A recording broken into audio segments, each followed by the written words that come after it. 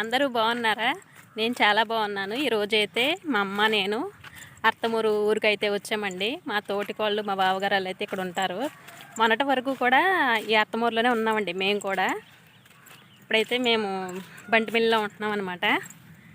ఇక ఈరోజు నిన్న పౌర్ణమి కదండి. పౌర్ణమికి ఇక్కడ అత్తమూరులో కూడా ధ్యానం చేస్తారు. ఈ ధ్యానం చేసే వాళ్ళందరూ వస్తారు, భోజనాలు అవి పెడతారండి ఇక్కడ.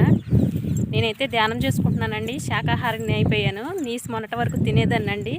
నీసు తింటాం మానేశానండి. నీసు తినమాకండి ఎవరు కూడా. ఆ జీవుల్ని చంపుకొని తింటాం మహాపాపం అండి. తెలుసుకున్నాను కాబట్టి మానేశాను నేను. అదండి పిరమిడ్ చూసారా? ఇంటి మీద పిరమిడ్ చూడండి, అదిగోండి పైన కనిపిస్తుంది కదా మీకు, అదనమాట.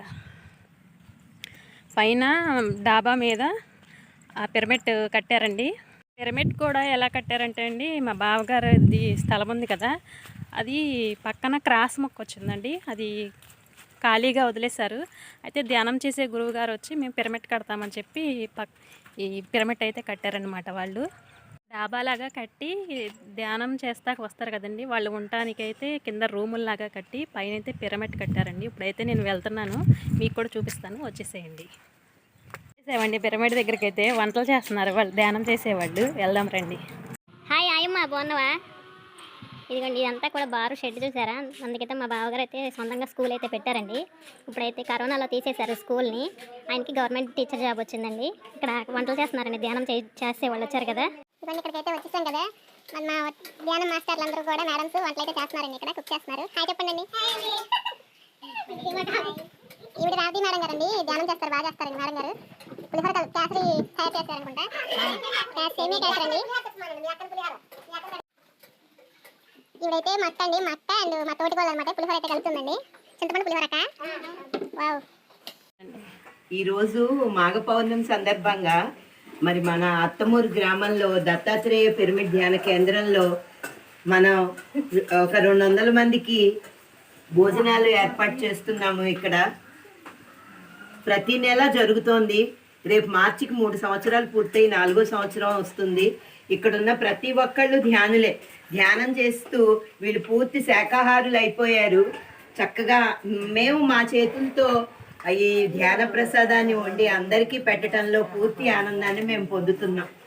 పత్రిజీ ఆశీస్సులతో ఇవన్నీ జరుగుతున్నాయి. వాళ్ళు కూడా వచ్చే నెలకి భోజనానికి రమ్మంటారు. సరే, మేడం గారు చూసారా ఎంత చక్కగా చెప్పారో శాకాహారం గురించి.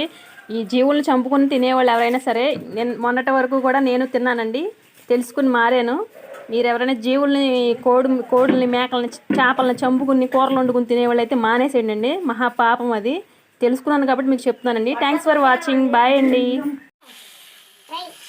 కాకరకాయ ఫ్రై, కాకరకాయ బజ్జీయా? వావ్.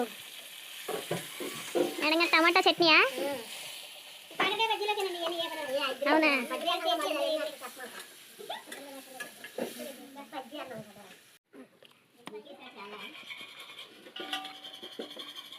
మా సిస్టర్ అయితే ఎంత కష్టపడుతుంది చూడండి. రైస్ వండుతుంది, ఇక్కడ తిప్పుతుందండి రైస్. ఎవరి పనులు వాళ్ళైతే చేస్తున్నారు. మరి 200 మందికి వంట చేయాలంటే కష్టపడాలి కదండి, వంట చేసి పెట్టాలి కదా మరి అందరికీ. రైస్ అయితే ఉడుకుతాం అయిపోయిందండి.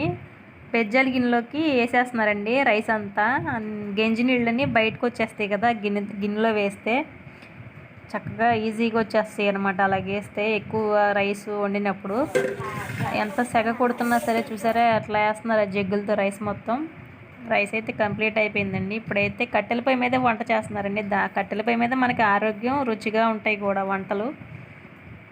మొత్తం వంటలన్నీ కంప్లీట్ అయిపోయాయండి. సేమియా కేసరి, పులిహోర, వంకాయ, బంగాళదుంప, టమాటా, కాకరకాయ ఫ్రై, పప్పు, రైసు, సాంబార్, ఉసిరికాయ చట్నీ అనమాట అండి. మొత్తం వంటలు అయితే పెట్టేశాము ఇక్కడ.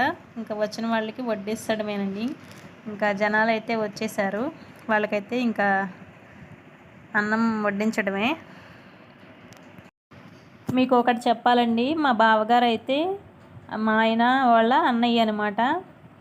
నీసు మానేసి ఒక 25 సంవత్సరాలు అయిపోయిందండి నాకు తెలిసి. అయితే 25 ఏళ్ళు అయింది అనుకుంటా. అసలు కోడిగుడ్డు కూడా తిండండి ఆయన, మొత్తం కూరలే తింటాడనమాట. అంతా శాకాహారి అయిపోయారు ఆయన. ధ్యానం చేసుకుంటాడు ఆయన, మెడిటేషన్ చేస్తారు. మొన్నటి వరకు కూడా చక్కగా ఆహా ఓహో అంట లొట్టలు వేసుకుంటూ మరి ఆ నీసు కూరలు వండుకుని తినేవాళ్ళం అండి. ఆ నీసు ముక్కలు కూర లేనిది ముద్ద దిగేది కాదు మనకి. అలాంటిది ఎలాగ వద్దనుకున్నానో అసలు నేను తినొద్దు అనుకున్నానండి నీసు కూరలు. భగవద్గీత బుక్లో ఉంటుందండి, ప్రతి జీవిలోనూ దేవుడు ఉన్నాడు అని. మరి నీది ప్రాణమైనప్పుడు ఆ జీవిది కూడా ప్రాణమే కదండి. మరి నీకేదైనా ఇంత దెబ్బ తగిలితేనే అమ్మో అయ్యో అమ్మమ్మో అని అల్లాడిపోతాం కదా మనం. అది తెలుసుకున్నాను కాబట్టి మీకు నేను ఇవాళ చెప్పగలుగుతున్నానండి. అదే మరి ఆ జీవిని హింసించి నరికేసి ముక్కల ముక్కల కింద కోసుకుని అబ్బా ఆహా అంట ఓహో అంట మనం లొట్టలు వేసుకుంటూ కూరలు వండుకుని తింటున్నాం కదా. మరి అయ్యి ఎంత బాధపడతాయండి. వాటి హింస, వాటి ఉసురు, వాటి క్షోభ మనకి ఎంతగా తగులుద్దో ఒకసారి ఆలోచించండి. అమ్మవారి పేరు చెప్పి అమ్మవారికి మేకల్ని కోళ్ళని బలించేసి పుట్టినరోజులు పెళ్లి రోజులు సందర్భాలకి ఇట్లా అమ్మవారి గుడి దగ్గర పెట్టేసుకుని ఈ ఫంక్షన్ల కింద పెట్టేసుకుంటున్నారండి. అమ్మవారు మిమ్మల్ని అడిగిందండి మేకల్ని కోళ్ళని బలిచ్చమని. అదే నీ ఇంట్లో వాళ్ళని తీసుకెళ్ళి ఒకసారి బలించండి, బలిచ్చేసి భోజనాలు పెట్టండి ఒకసారి. అది నీ ఇంట్లో వాళ్ళకి నీకు ఎంత క్షోభ, నువ్వెంత బాధపడతావు. మరి ఆ జీవులు కూడా అలాంటివి కాదా? వాటికి నీకున్న ప్రాణమే కదా వాటికి కూడా ఉంది. నేను ఇంతగా మీకు ఎందుకు చెప్పగలుగుతున్నానంటే నాకు ఆ విషయం గ్రహించాను, తెలుసుకున్నాను కాబట్టి ఈరోజు నేను మీకు చెప్పగలుగుతున్నానండి. పంది గోవిందుడు అంటండి కూర్మ అవతారం, మరి దేవుడినే కోసుకుని తినేస్తున్నావు. మరి చేప మత్స్య అవతారం.